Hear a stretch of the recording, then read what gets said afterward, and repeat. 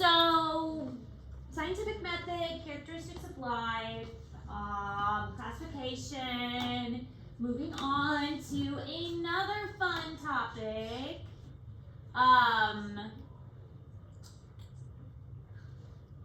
Well, no, I guess we're still talking about this. I thought we were moving on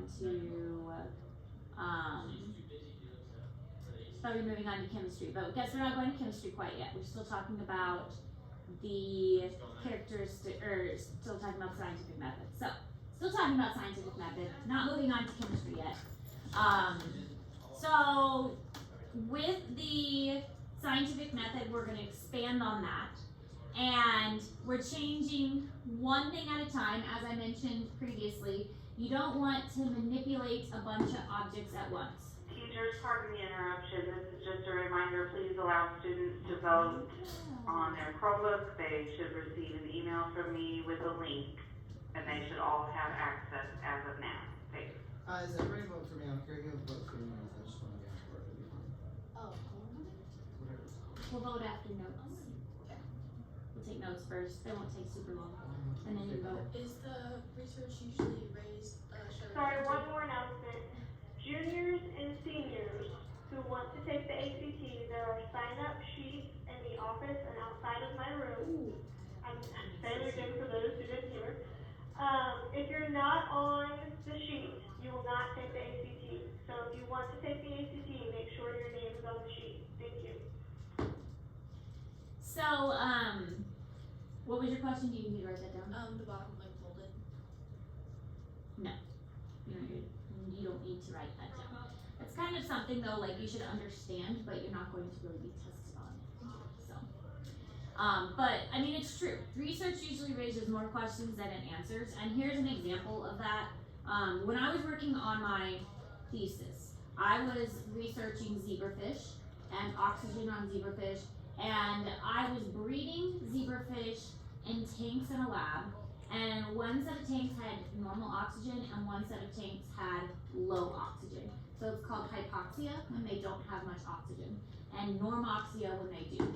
So, really? It is too late for you to email me that you don't want to be on the list. Too bad. Okay. Anyways, I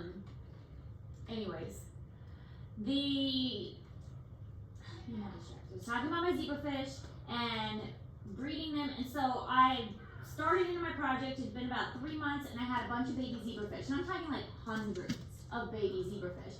And I collect the eggs every morning. I come in really early. I collect the eggs. I count them. I sort them, and I had the mothers in these tanks that had low oxygen and normal oxygen, and then I collect their eggs, and then I put them in the tanks, and we were observing what would happen. Like, would the mothers breed eggs that, like, and then their babies, what would the babies be like? Like, would the babies have better heart rates? Would the babies have better oxygen capabilities if they were bred in a tank that had low oxygen? Like, could the mothers make their babies better? And so that's kind of what we were looking at. And then we would take the babies later on and we would switch them and put them in normal oxygen conditions. Like, would they survive better? That was kind of what we were looking for. So I come in one morning after I'd been working for about 3 months with these babies and getting them to grow. I had thousands of babies, and I come in and my babies are dead. What? Babies, thousands of baby fish floating at the top of the tank, clogging the filters, and I'm like, oh, because they were fine the night before. I'm like, why are all my babies dead? And we were looking at the tanks, and it was mostly the ones that were in the low oxygen, the hypoxic conditions. And yeah, some of the normal ones were dead too. And I'm like, okay, well, what could have happened that they were fine last night when I checked on them, and then something happened overnight that killed all the babies, and the adults are okay. The adults are okay, so what happened that killed the babies? And yeah, some of the normal babies are dead, but a lot of the normal babies are okay, but almost all of the low oxygen babies are dead, and they were literally like floating at the top, clogging the filters. It was a mess, and I was like, literally 3 months of my research literally down the drain. Like, literally they went down the drain. And I'm like, I've got to start all over. My 3 months, I've got to start all over. And so I am having a panic attack, and I call my advisor, and I'm like, what is going on? And he comes down to the lab, tries to calm me down, and we figure out what had happened was one of the other lab assistants had come in and they had put algicide in the tanks. Now, algicide is supposed to be safe. It is supposed to be safe, but for whatever reason, the algicide was not safe for mostly the low oxygen babies. And so, what had happened is we didn't know why. Why is the algicide not safe for low oxygen babies? So, it spawned a whole nother branch of research. It raised a why question. It was an observation that led to a question that led to a hypothesis. So, it actually ended up being another student's research project and his thesis project.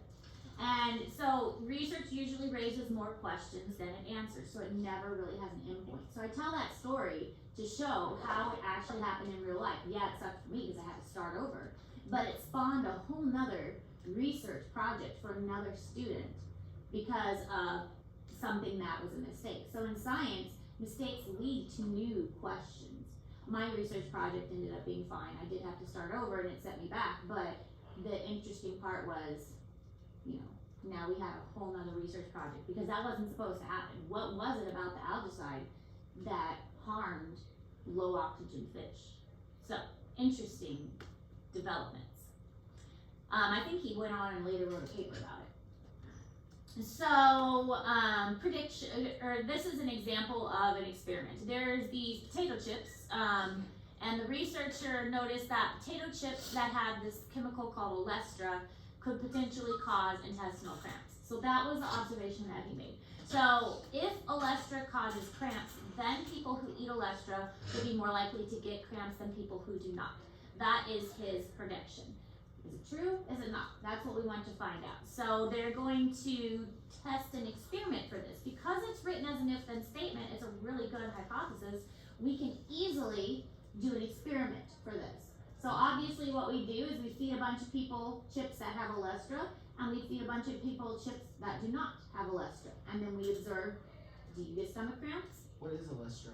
It's a type of, just a type of additive that some potato chips have and others don't. So that's the experiment we can do.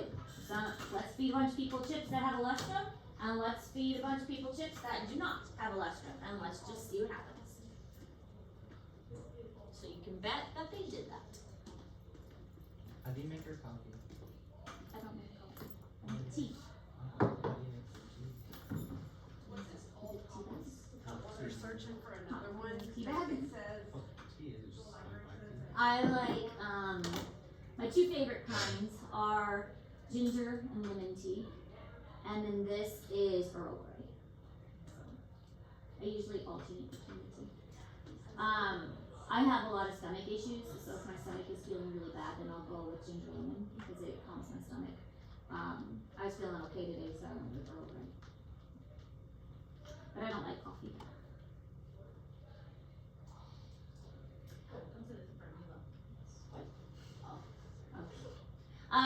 So the hypothesis is olestra causes if you eat a bunch of olestra, then you'll get stomach cramps.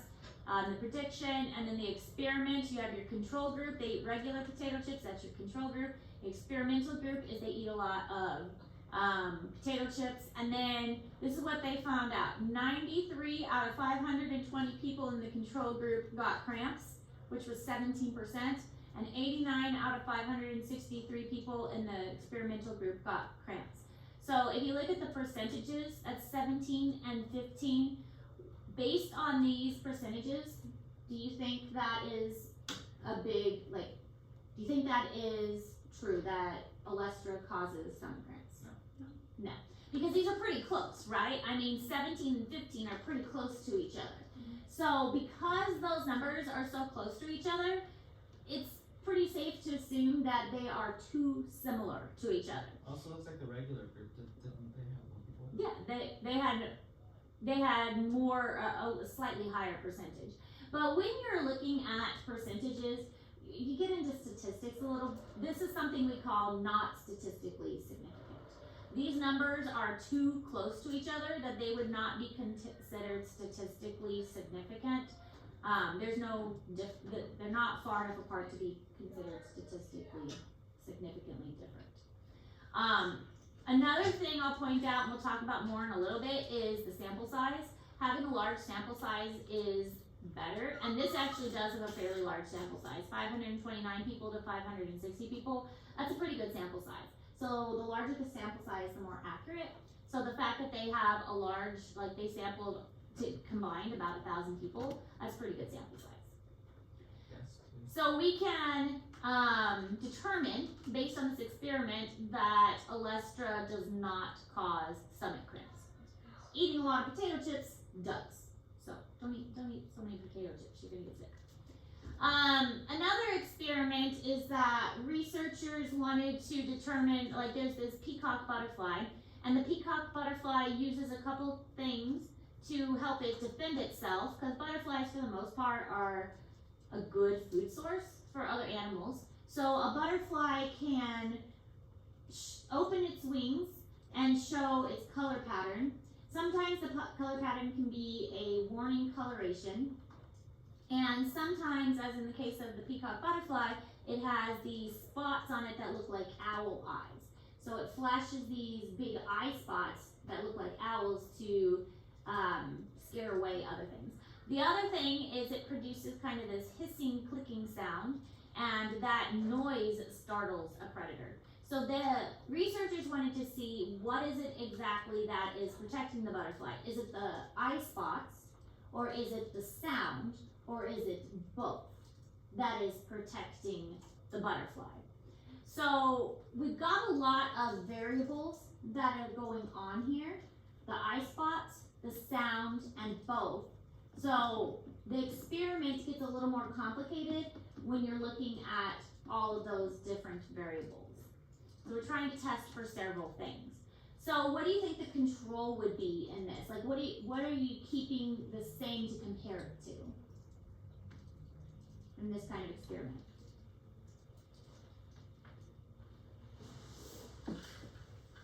What would be the control?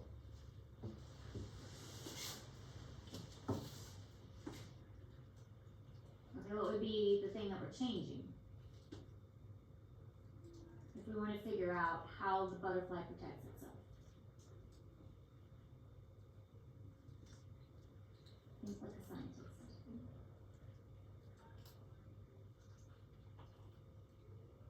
Maybe repeat the question. If you want to figure out how the butterfly protects itself, and we know that it's either the eye spots or the hissing noise or a combination of both, how would you design an experiment to test which one of those is best at protecting the butterfly? You could get model butterflies, see the eyes, and then you can like make those and sounds around. Very good. See? You guys can think like scientists. Okay. So the first hypothesis was the wing flicking exposes brilliant spots that resemble owl eyes. So that's one way to test it. A second hypothesis is the hissing and clicking sounds may be an additional defense that deters birds. And then two different things are changed in this experiment, so it can be more complicated. They're looking at multiple variables. These multiple variables are making it more complicated. So here's what the butterfly wings look like when they're closed. Here's what it looks like when it's open, and you can see that it does look like eyes. And then this is the bird that likes to eat them. So here's what it looks like. They changed multiple things. So this experiment did get a little more complicated. If the wing spots of the peacock butterfly deter predators, then individuals having no spots will be more likely to get eaten. The hypothesis 2 is if the sounds are more likely to make predators go away, then individuals that cannot make sounds will be more likely to be eaten. So here's what they did. This is how you kind of look at this chart. The wing spots are painted out, no. The wing spots are silenced, no. So this is your control group. They basically left the butterfly alone for the control group. The number that survived were 9. The number that were eaten were 0. So they had a 100% survival rate. So this is our control group. They left the butterfly alone for the control group. Next group, they had no wing spots. So they painted them out. You couldn't see the wing spots, but they left the sound. So this one, they only had the sound to work with, and the number that survived were 5, and the number that were eaten were 5, so they had a 50% survival rate. So it's definitely saying in this case that the sound plays a factor, and the wings, because they painted out the spot, that 50% died when the eye spots were painted out. This one, they left the eye spots and the wings no longer made a noise, but 100% survived. So this one's saying that the wings not being, the wings being able to be seen may have a more significant impact than the sound. Because even though it couldn't make a sound, 100% survived. But this one they did both. Now you can't hear, there's no eye spots, and only 20% survived. So you can see that this experiment gets a little more confusing when you're changing multiple variables. But of these, the more significant thing was probably the spots. When the spots were painted out, there is a more significant impact. The other thing I will point out here is look at your sample size. So small. Yeah, it also wasn't consistent. Yes, wasn't consistent and very small. You only had a few, like this is like around 10. So each one around 10 individuals. When you're only working with 10 individuals, that's not an accurate representation, and the sample size being that tiny is not going to be good. So in conclusion, no sound, half died, no spots, all lived. No sounds, no spots, only 20% survived. And sampling error is important because so small, you can't get an accurate representation of the entire population. And experiments start with a relatively large sample size and repeat their experiments. Repeating the experiment over and over is important. Having a large sample size is super important. And I think that's what we talk about next. Yes, sample size. We'll talk about sample size next. And why sample size is important. I keep thinking there's somebody on the floor here with the way the pillows are arranged. I keep seeing it out of the corner of my eye. There's not anybody on the floor.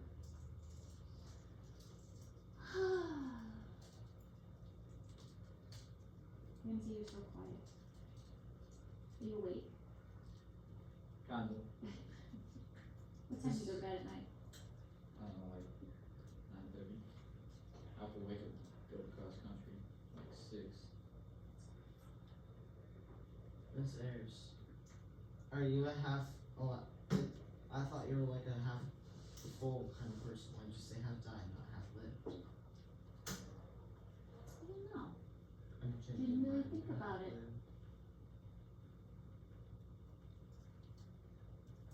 You mean up there? Because I got these slides from somebody else, and then I modified them and made them red and stuff. Mary, I forgot you were down there, and then I heard you tapping. I was like, what's that noise? That's funny. What's that noise? That's Ramsey. Oh, it definitely came from over there, and I was like, what is that? Because I can't see Mary down there.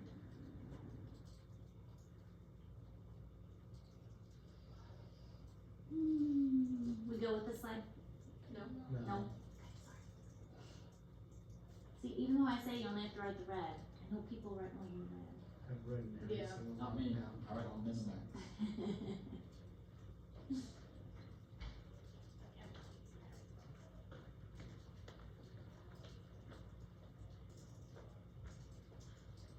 When I went tromping through the woods for geocaching, and I got bits of tree in my sweater, and now it's kind of itchy. When did you do that? First base. Did y'all find anything? first class, we did not find the geocache, but that was because the place that has been in previous years, they moved it. And then the second class, we did find it in the new location, Can we go back to What's your new planning hour? 7 hour. What did you have then? What was my old planning hour? First hour. No, like what did you have it then? Before? Zoology, like regular zoology, not geography.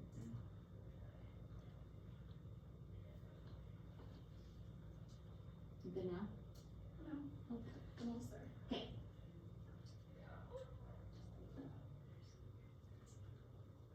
Miss Ayers. Mhm.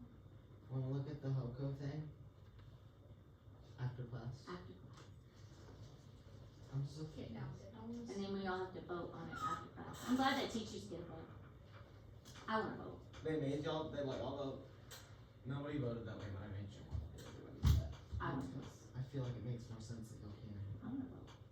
Alright, this is an example of how sampling a population works. So, this person is blindfolded and they are given a container of jelly beans and they are told to pick one jelly bean from the container. So they can't see the container, they don't know what kind of jelly beans are in there, but they are told to pick one jelly bean and then the container is taken away. And they have one green jelly bean and from that they can guess, oh, there's just one green jelly bean in here. And so they can assume that the whole container is filled with green jelly beans. They don't know. They just picked one green jelly bean. So they don't know that there are actually black jelly beans in there too. They picked a green jelly bean. That's all they saw. That's all they know. But then the same thing happens. They're given the container again, blindfolded, and they're told, okay, why don't you pick however many, 50 jelly beans or whatever, 40. It says 40 there. So they're told to pick 40 jelly beans this time. And if they pick 40 jelly beans, now they can see, okay, there are actually green and black jelly beans. And so because they were able to pick a larger sample size, they were able to determine that, okay, the jar actually holds green and black jelly beans. So they were able to get a more accurate representation of what the entire population looks like. That is why having a larger sample size is so important. Anytime you do an experiment, large sample size is important. Here's another way I compare it to. I have an Amazon shopping problem. I mean, I wish I had more money so I could shop on Amazon more frequently. I don't have money, so I have to restrict myself. But I love Amazon because you can compare prices. And you can look at many things in one small space and say, okay, I want this, but it's cheaper over here. It's the exact same thing, but it's like $10 cheaper over here. I don't know why it's the exact same thing, but $10 cheaper, but I'm willing with that. And that's why I love Amazon, because I am a price shopper and comparer. So I will scroll forever to try and find the cheapest price. Now, here's the other thing though. With Amazon, you can look at reviews, and you can find out, oh, this person, it's got like 10,000 reviews, and it's 5-star. But are you going to go for the item that has 5 stars and like 10,000 reviews, or are you going to go for the item that has 5 stars and 1 review? 5 stars and 10,000 reviews. Exactly, because if it has 5 stars and 10,000 reviews, then it must be really good.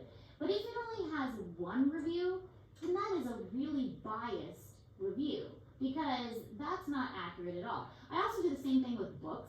Like if somebody has, if a book has a 4-star, like a 4.5 star, and it's been reviewed like thousands of times, I'm like, maybe I should probably read that book. If that many people really like that book, maybe I should read that book.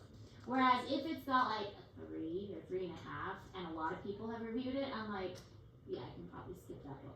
So a larger population size is more accurate, and the same is true for science. That's why peer-reviewed articles are so important, because a peer-reviewed article has been reviewed by other people, and that makes it a more accurate thing than if you just go on the website and go to any old Google site and just pull something off of there. Anybody can write anything on the internet and say that it's true. But the peer-reviewed articles that I was reading yesterday, that is legitimate research. That has been reviewed by other scientists and said, okay, this is actual stuff that has been, submitted to scholarly articles, and this has been put through the ringer and tested and saying this is accurate. And so that means more than just something that anybody can write. It's one of those things like, don't believe everything you see on TikTok. It's that kind of thing. So here's another example. Let's say the yellow cars are diesel and the gray cars are gasoline, and there are 300 cars here overall. If I was doing an experiment and I wanted to know like how many cars were diesel and how many cars were gasoline, I could also, I wanted to sample the population. Well, in order to get an accurate representation, I want to sample as much as possible. Maybe I didn't want to sample all 300. I mean, that's a lot to sample. The bigger the population sample, the more accurate it would be. Now, if I just sampled over here, I could say, oh look, all the cars in the population are gasoline. But if I sampled a larger portion of this corner, I could say, okay, yeah, there's a couple in here that are diesel. If I sampled half of it, the larger we get, the more accurate we can see that, yeah, about 20% of this is actually going to be diesel.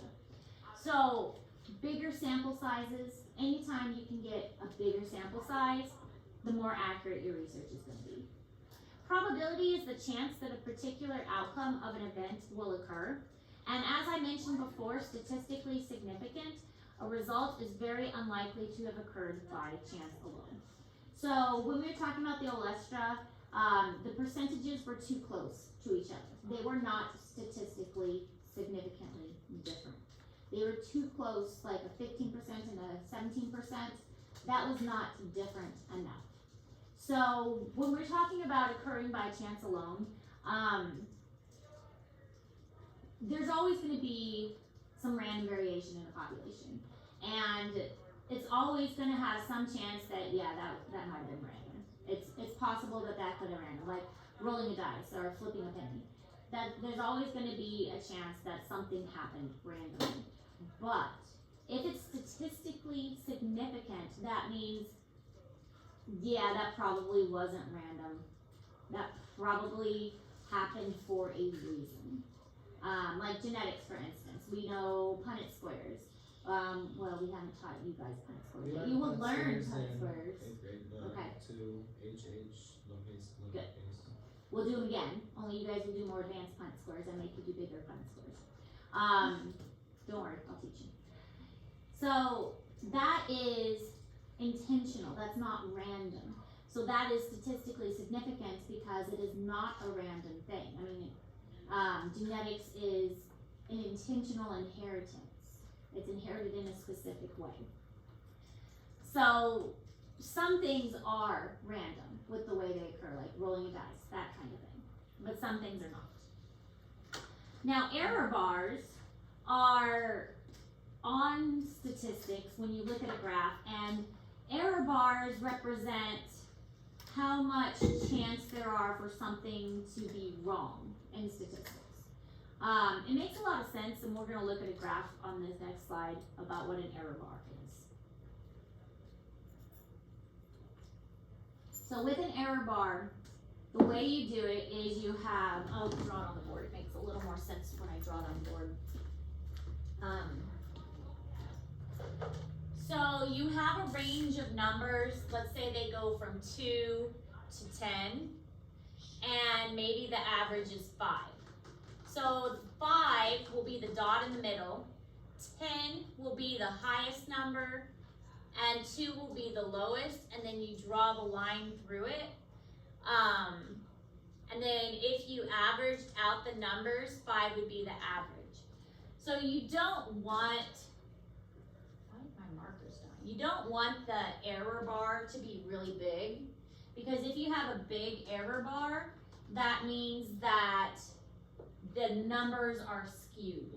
What you would really like to see is error bars that are tiny. So you would really prefer to see if your error bars were like this. That means your averages were like 3, 5, and 6. That's better. So tiny error bars are better. Sometimes you get bars that are like this. You have a bar here, and you have a bar way out here. And in this case, we call this an outlier. And outliers are bad because it screws your whole number system up. Then if you have an outlier, you're like, what was that one doing? Like, why is, like that, if that was fish again, like my zebrafish, why was that zebrafish way out there? What was he doing? I wish I could just throw him out of my data because now he screwed up all my data, but I can't because that's bad science to throw one zebrafish out of my data. I have to account for it. But that one zebrafish, here's an outlier. This one thing screwed up all the data. I wish I could just throw him out so I didn't have to account for it. But that's bad science to just ignore him. But now I've got this huge error bar, and that means that something's wrong. But I can't just throw it out because that's bad data. But here, this is cool. This is little error bars. This is what we like to see. This means the data is accurate. The data is nice. There's not much going wrong here. All the numbers are nice and neat and packed together. But we do not want to see big error bars because that means there's a wide range of numbers and the numbers are spanning a very large distance. So something's going on here with these number sets. So this is a preferred data set where all the numbers are nice, neat, and compacted together. This one's okay, but this is bad. There's an outlier here. Something screwed up our data. There is one weird little butterfly that didn't want to follow the rules and screwed everything up. You gotta be careful about bias. It's so easy to say, like, for instance, that one butterfly or that one fish is like, I don't like you. You're messing up my data. I'm just gonna ignore you. And then that makes my data look better and my research look better. It's so easy to say that. When something in your experiment is going wrong and you're like, I want my data, because it was supposed to go this way. It was supposed to go this way and it's not. And it would be so much easier if I just ignored that one little butterfly, or if I just ignored that one little fish that isn't following the rules. It'd be so much easier, but that's bias. And as a good scientist, you can't do that. You can't ignore whatever is messing up your experiment. You have to be unbiased and follow the rules. That's why quantitative is numbers. You gotta take the data and write it down no matter what you see, even if it's screwing up your results. Can't be biased. Another thing is, like, if your hypothesis was, I believe this field is going to produce 100 dandelions next year, and you go to sample the field and there's not 100 dandelions, and it's like, well, I'm gonna plant dandelions. No, you can't do that. It's biased. No, to be rude, but how much is left in these notes? I don't know. It will be over when it's over. Okay. 29. You've got 15 minutes. Come on, guys. Just give me I just one. wanna know how this. I don't go to class. Hey, It's man, enough. shower. Finish can't be that bad with freshman boys. And Will and Silas. Hey, Wills and Silas are both crippled. I gave notes for 2 hours and 45 minutes last night. Wait, why? How'd that go? They actually handled it pretty well. I gave them a 15-minute break. So see? Don't complain. Actually, I needed a break too.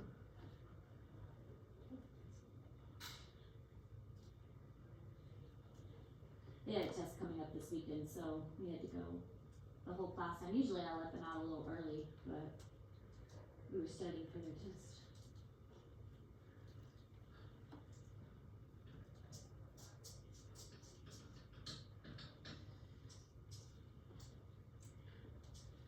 Quantitative versus qualitative data. Quantitative, think quantity, numbers, based on numbers. Qualitative, think of the quality of something. So this is like something you see, color, smell, appearance. And this is going to be important when you start collecting information on your plants. So you're going to measure the growth of your plant. So that is going to be your qualitative data. Quantitative data is the growth of your plant.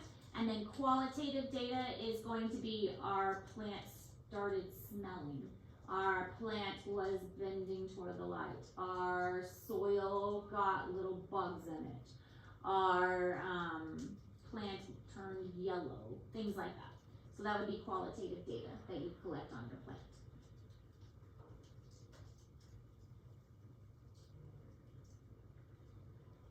Observation stuff is qualitative.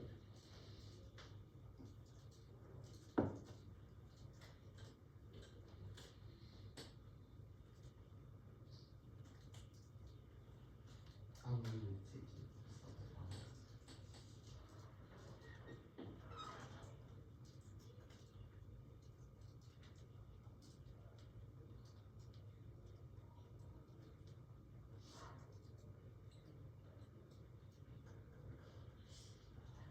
My dog's already.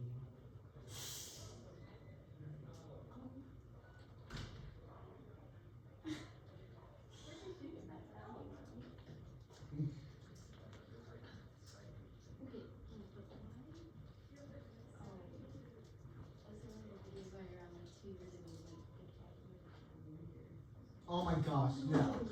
Anyways, different. Sorry, guys. So science does not address questions that are like speculative, like why do I exist? What is the purpose of this? Supernatural things. Science neither assumes nor denies. Like, is there life on? It doesn't. It doesn't address things like that. Science is focused on what is factual, what we can like see and touch and determine with the scientific method. That's what science is looking at. It's not philosophical. I mean, there's philosophy for that kind of stuff. There are other things you can study if you are interested in that stuff. But that is not what science does.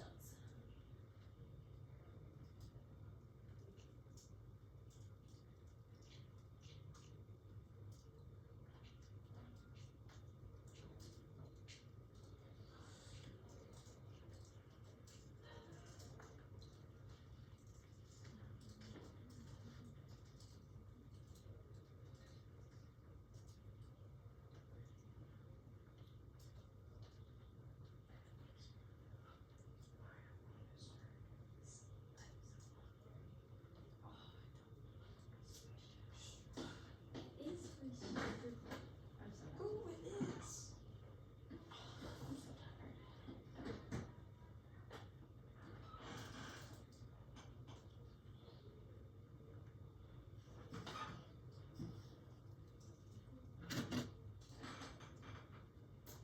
And scientists have caught. Do we need to go back? Just for like 5 seconds.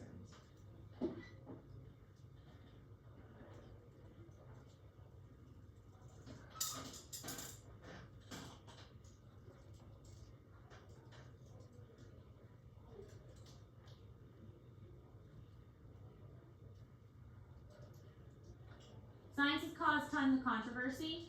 There are a lot of theories that didn't go over well, like the Earth orbits the sun, the solar system model, the Earth being flat, evolution, of course, is another big one. All these ideas that science has come up with, and people are like, yeah, no. So there's been tons of controversy that have developed around different things that science brings up.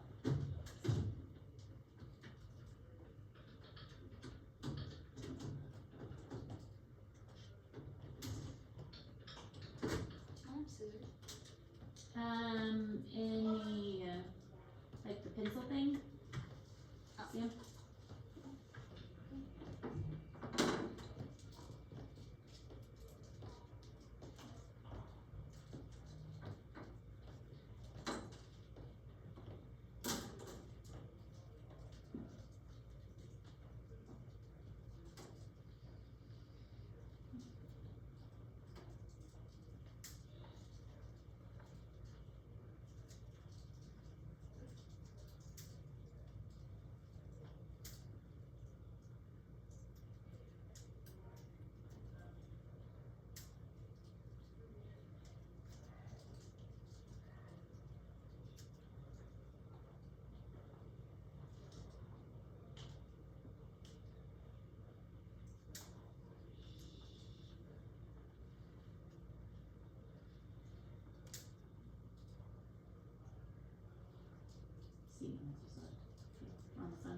Scientific theory and the laws of nature. So scientific theory, and this is in Google Classroom, hypothesis has not been disproven after many years of rigorous testing.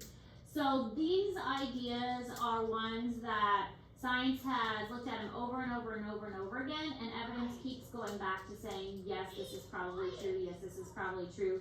But with science, again, we can't say that it is absolutely true because it is not really a law.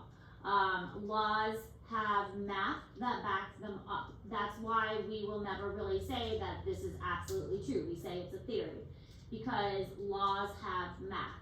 Can we show that evolution is true? No, because it doesn't have math that backs it up.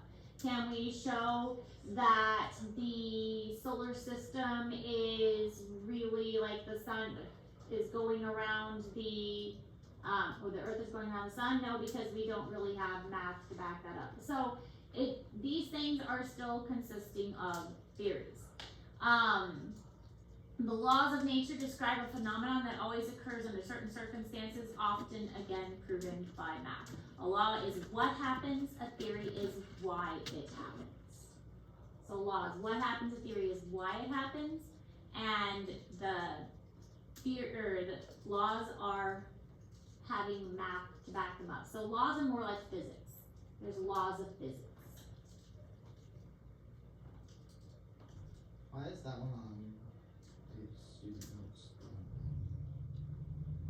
Because it's a lot of writing. Makes sense. I was trying to make a theory of law, so I was wondering why it happened. It's your book. You did it. Dude, is that like, so is it a rug or? It's like the roof, but I'm gonna put it into a frame. So atomic theory, atoms, the Big Bang theory, cell theory, climate change theory, evolution of course is a big one, plate tectonic theory. These are all theories. We don't say it's the cell law or the atomic law, but these are also things we accept readily.